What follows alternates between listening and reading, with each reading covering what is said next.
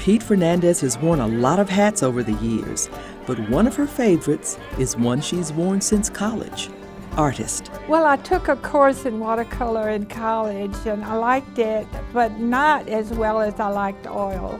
Though she's tried other media, she's always drawn back to oil, and she has a definite preference for where she likes to paint. I love to be outdoors. I love to play golf. I used to love to ride horses, swim, and all that stuff. And anything outdoors was appealing to me. So Pete took plein air classes, painting outdoors whenever she could, taking her college training to heart. Truth and beauty was instilled in me in college.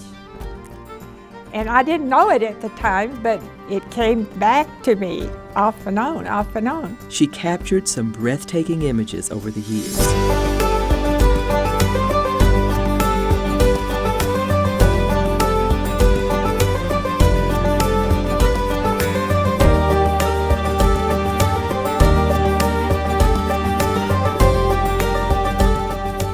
Pete also had her share of outdoor adventures. We got chased by bulls.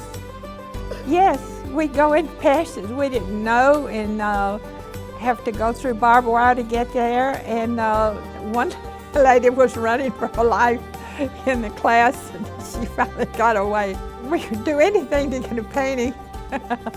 It's easy to see her passion for painting outdoors in the simplest subjects. I believe that's the most truthful way to paint, because you're painting nature, and nature does very seldom throw you a curve.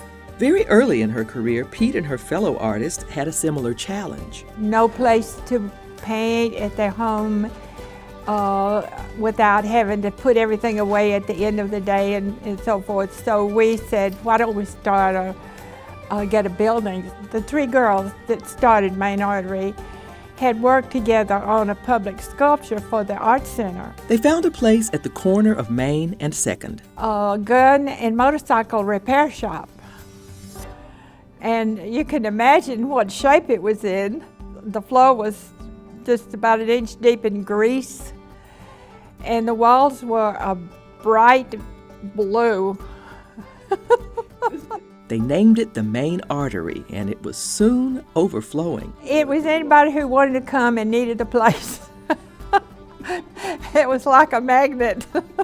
The Main Artery proved to be a great launching pad for talented artists. Well, I think I might have been a stepping stone for their work, because so many of them went on to do bigger things and needed greater spaces than I was able to accommodate them for. And the stained glass, Michael Rufkine had to have a larger place than he did. And Emily Parham was a framer, and she needed more space. And Marie Studer, who did the art clothes, went ahead and located in California and is doing very well out there. Along with helping to launch careers, Ada Pete Fernandez has lovingly preserved the history of her adopted hometown in her paintings. We had a little organization among my painting friends called Irving's Vanishing Landscapes. And we painted willow trees on the Delaware Creek, and all these little streams and things that aren't there anymore. And we thought we captured a little bit of history there, saving that. From a grocery store on Beltline Road, to a gate on the old Carpenter Ranch, to the Hill of Bluebonnets at the corner of O'Connor and Highway 114. Now it's all developed.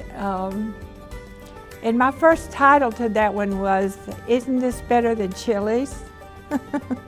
Pete captured images of Irving's past that are gone, but definitely not forgotten.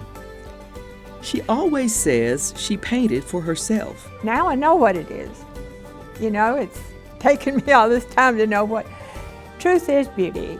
And so that can be applied in a lot of different ways. Maybe the truth is that this beauty is for all of us. This is Kathy Whiteman reporting.